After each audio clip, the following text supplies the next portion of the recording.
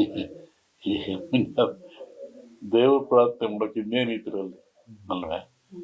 ಎಲ್ಲ ವಾಯು ಮಾಲಿನ್ಯ ಆಗಿದೆ, ಭೂ ಮಾಲಿನ್ಯ ಆಗಿದೆ, ಜಲ ಮಾಲಿನ್ಯ ಆಗಿದೆ. ಯಾವುದೂ ಒಳ್ಳೆ ರೀತಿ ನಮ್ಗೆ ಸಿಗ್ತಾ ಇಲ್ಲ.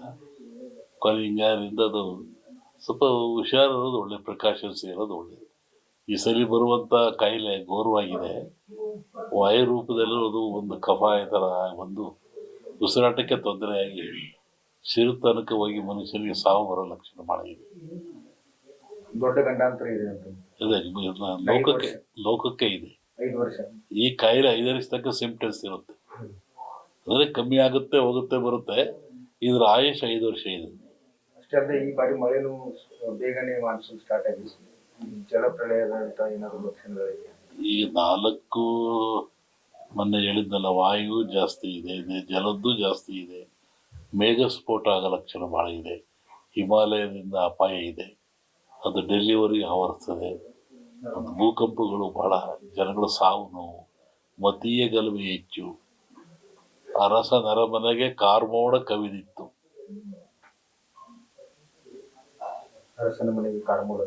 ಅರಸ ನರಮನೆಗೆ ಕಾರ್ಮೋಡ ಕವಿದಿತ್ತು ರಾಜಕೀಯವಾಗಿ. ಹೇಳಿದ್ರಿ ಈಗ ಮತೀಯ ಗಲಭೆಗಳು ಸ್ಟಾರ್ಟ್ ಆಗಿ ಯುದ್ಧದ ಭೀತಿಯೂ ಸಹ ಇದೆ. ಹೇಳಿದ್ದೆ ಆಯ್ತಲ್ಲ, ಇದು ಮತ್ತು ವಿದ್ಯುತ್ ಪ್ರಾರಂಭ ಆಗ್ತಾನೆ. ಜನರಲ್ಲಿ ಅಶಾಂತಿ ಇದೆ.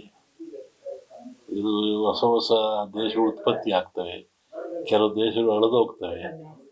ಅನೇಕ ರಾಜಕೀಯ ಮುಖಂಡರಿಗೆ ಸಾವಿದೆ, ನೋವಿದೆ, ಥ್ರೆಟ್ ಇದೆ. ರಾಜ್ಯ ರಾಜಕಾರಣದಲ್ಲಿ ಮೇಘಸ್ಫೋಟ ಬಹಳ ಇದೆ ಜಗತ್ತಿನ ಇದರಲ್ಲಿ. ರಾಜಕಾರಣದಲ್ಲಿ ನಮ್ಮಲ್ಲಿ ಈ ಸಾಮಾನ್ಯವಾಗಿ ಭವಿಷ್ಯದಲ್ಲಿ ಯುಗಾದಿ ಒಂದು ಭವಿಷ್ಯ ಬರುತ್ತೆ, ಆಮೇಲೆ ಸಂಕ್ರಾಂತಿ ಭವಿಷ್ಯ ಅಂತ ಬರುತ್ತೆ. ಯುಗಾದಿ ಭವಿಷ್ಯ ಮಳೆ ಬೆಳೆ ಜನ ಇವೆಲ್ಲ ಹೇಳ್ಬೋದು. ಸಂಕ್ರಾಂತಿ ಭವಿಷ್ಯದಲ್ಲಿ ರಾಜರ ಬಗ್ಗೆ, ದೊಡ್ಡ ದೊಡ್ಡ ವ್ಯಾಪಾರಸ್ಥರ ಬಗ್ಗೆ, ಶ್ರೀಮಂತರ ಬಗ್ಗೆ ಅದು ಬರ್ತದ್ರಲ್ಲಿ. ಸಂಕ್ರಾಂತಿಯವರಿಗೇನು ಸರ್ಕಾರಕ್ಕೆ ಅಪಾಯ ಇಲ್ಲ, ಸಂಕ್ರಾಂತಿ ಭವಿಷ್ಯ ನೋಡಿ ಹೇಳ್ಬೋದು ಏನಾಗುತ್ತೆ ಅಂತ.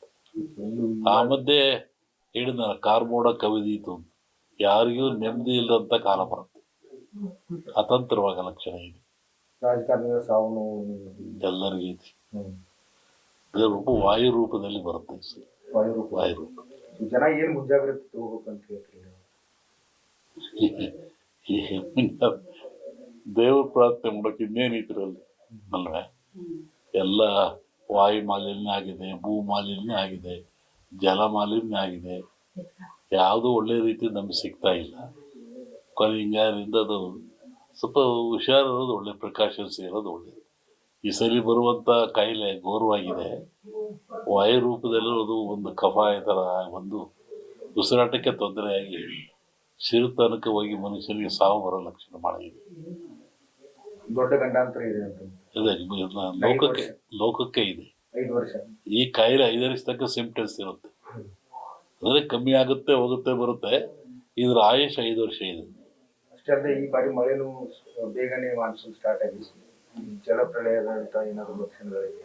ಈ 4 ಮೊನ್ನೆ ಹೇಳಿದ್ನಲ್ಲ, ವಾಯು ಜಾಸ್ತಿ ಇದೆ, ಜಲದ್ದು ಜಾಸ್ತಿ ಇದೆ, ಮೇಘಸ್ಫೋಟ ಆಗೋ ಲಕ್ಷಣ ಭಾಳ ಇದೆ, ಹಿಮಾಲಯದಿಂದ ಅಪಾಯ ಇದೆ, ಅದು ಡೆಲಿವರಿ ಆವರಿಸ್ತದೆ, ಅದು ಭೂಕಂಪಗಳು ಭಾಳ, ಜನಗಳ ಸಾವು ನೋವು, ಮತೀಯ ಗಲಭೆ ಹೆಚ್ಚು, ಅರಸ ನರಮನೆಗೆ ಕಾರ್ಮೋಡ ಕವಿದಿತ್ತು.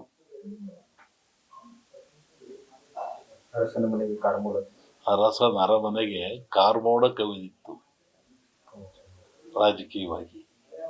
ಹೇಳಿದ್ರಿ ಈಗ ಮತೀಯ ಗಲಭೆಗಳು ಸ್ಟಾರ್ಟ್ ಆಗಿ ಯುದ್ಧದ ಭೀತಿಯೂ ಸಹ ಇದೆ. ಹೇಳಿದ್ದೆ ಆಯ್ತಲ್ಲ, ಇದು ಮತ್ತು ವಿದ್ಯುತ್ ಪ್ರಾರಂಭ ಆಗ್ತಾನೆ. ಜನರಲ್ಲಿ ಅಶಾಂತಿ ಇದೆ. ಇದು ಹೊಸ ಹೊಸ ದೇಶಗಳು ಉತ್ಪತ್ತಿ ಆಗ್ತವೆ, ಕೆಲವು ದೇಶಗಳು ಅಳೆದು ಹೋಗ್ತವೆ. ಅನೇಕ ರಾಜಕೀಯ ಮುಖಂಡರಿಗೆ ಸಾವಿದೆ, ನೋವಿದೆ, ಥ್ರೆಟ್ ಇದೆ. ರಾಜ್ಯ ರಾಜಕಾರಣದಲ್ಲಿ ಮೇಘಸ್ಫೋಟ ಬಹಳ ಇದೆ ಜಗತ್ತಿನ ಇದರಲ್ಲಿ. ರಾಜಕಾರಣದಲ್ಲಿ ನಮ್ಮಲ್ಲಿ ಈ ಸಾಮಾನ್ಯವಾಗಿ ಭವಿಷ್ಯದಲ್ಲಿ ಯುಗಾದಿ ಒಂದು ಭವಿಷ್ಯ ಬರುತ್ತೆ, ಆಮೇಲೆ ಸಂಕ್ರಾಂತಿ ಭವಿಷ್ಯ ಅಂತ ಬರುತ್ತೆ. ಯುಗಾದಿ ಭವಿಷ್ಯ ಮಳೆ ಬೆಳೆ ಜನ ಇವೆಲ್ಲ ಹೇಳ್ಬೋದು. ಸಂಕ್ರಾಂತಿ ಭವಿಷ್ಯದಲ್ಲಿ ರಾಜರ ಬಗ್ಗೆ, ದೊಡ್ಡ ದೊಡ್ಡ ವ್ಯಾಪಾರಸ್ಥರ ಬಗ್ಗೆ, ಶ್ರೀಮಂತರ ಬಗ್ಗೆ ಅದು ಬರುತ್ತೆ ಅದರಲ್ಲಿ. ಸಂಕ್ರಾಂತಿವರೆಗೇನು ಸರ್ಕಾರಕ್ಕೆ ಅಪಾಯ ಇಲ್ಲ. ಸಂಕ್ರಾಂತಿ ಭವಿಷ್ಯ ನೋಡಿ ಹೇಳ್ಬೋದು ಏನಾಗುತ್ತೆ ಅಂತ. ಆ ಮಧ್ಯೆ ಹೇಳಿದ ಕಾರ್ಮೋಡ ಕವಿದೀತು ಅಂತ, ಯಾರಿಗೂ ನೆಮ್ಮದಿ ಇಲ್ಲದಂತ ಕಾಲ ಬರುತ್ತೆ. ಅತಂತ್ರವಾಗ ಲಕ್ಷಣ ಇದೆ, ರಾಜಕಾರಣಿಗಳ ಸಾವು ನೋವು ಎಲ್ಲರಿಗೂ ಇದೆ.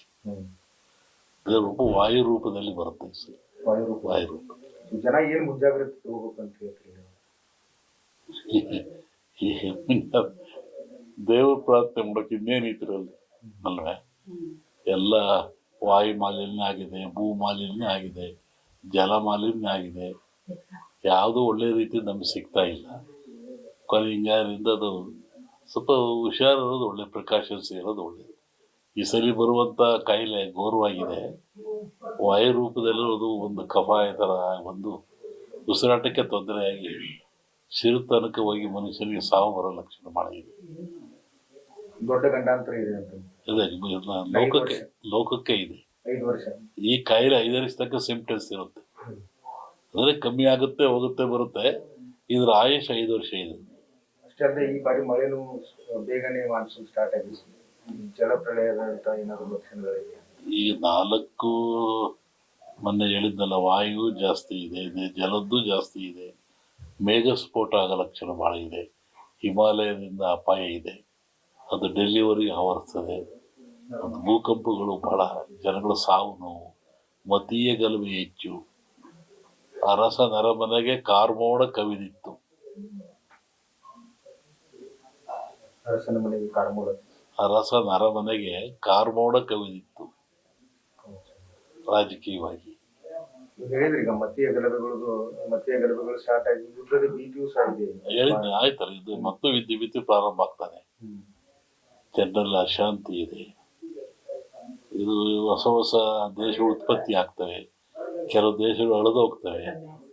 ಅನೇಕ ರಾಜಕೀಯ ಮುಖಂಡರಿಗೆ ಸಾವಿದೆ, ನೋವಿದೆ, ಥ್ರೆಟ್ ಇದೆ. ರಾಜ್ಯ ರಾಜಕಾರಣದಲ್ಲಿ ಏನಾದ್ರು ಮೇಘಸ್ಫೋಟ ಬಹಳ ಇದೆ ಜಗತ್ತಿನ ಇದರಲ್ಲಿ. ರಾಜಕಾರಣದಲ್ಲಿ ನಮ್ಮಲ್ಲಿ ಈ ಸಾಮಾನ್ಯವಾಗಿ ಭವಿಷ್ಯದಲ್ಲಿ ಯುಗಾದಿ ಒಂದು ಭವಿಷ್ಯ ಬರುತ್ತೆ, ಆಮೇಲೆ ಸಂಕ್ರಾಂತಿ ಭವಿಷ್ಯ ಅಂತ ಬರುತ್ತೆ. ಯುಗಾದಿ ಭವಿಷ್ಯ ಮಳೆ ಬೆಳೆ ಜನ ಇವೆಲ್ಲ ಹೇಳ್ಬೋದು. ಸಂಕ್ರಾಂತಿ ಭವಿಷ್ಯದಲ್ಲಿ ರಾಜರ ಬಗ್ಗೆ, ದೊಡ್ಡ ದೊಡ್ಡ ವ್ಯಾಪಾರಸ್ಥರ ಬಗ್ಗೆ, ಶ್ರೀಮಂತರ ಬಗ್ಗೆ ಅದು ಬರುತ್ತೆ ಅದರಲ್ಲಿ. ಸಂಕ್ರಾಂತಿವರೆಗೇನು ಸರ್ಕಾರಕ್ಕೆ ಅಪಾಯ ಇಲ್ಲ. ಸಂಕ್ರಾಂತಿ ಭವಿಷ್ಯ ನೋಡಿ ಹೇಳ್ಬೋದು ಏನಾಗುತ್ತೆ ಅಂತ. ಆ ಮಧ್ಯೆ ಹೇಳಿದ ಕಾರ್ಮೋಡ ಕವಿದೀತು ಅಂತ, ಯಾರಿಗೂ ನೆಮ್ಮದಿ ಇಲ್ಲದಂತ ಕಾಲ ಬರುತ್ತೆ. ಅತಂತ್ರವಾಗ ಲಕ್ಷಣ ಇದೆ, ರಾಜಕಾರಣಿಗಳ ಸಾವು ನೋವು ಎಲ್ಲರಿಗೂ ಇದೆ.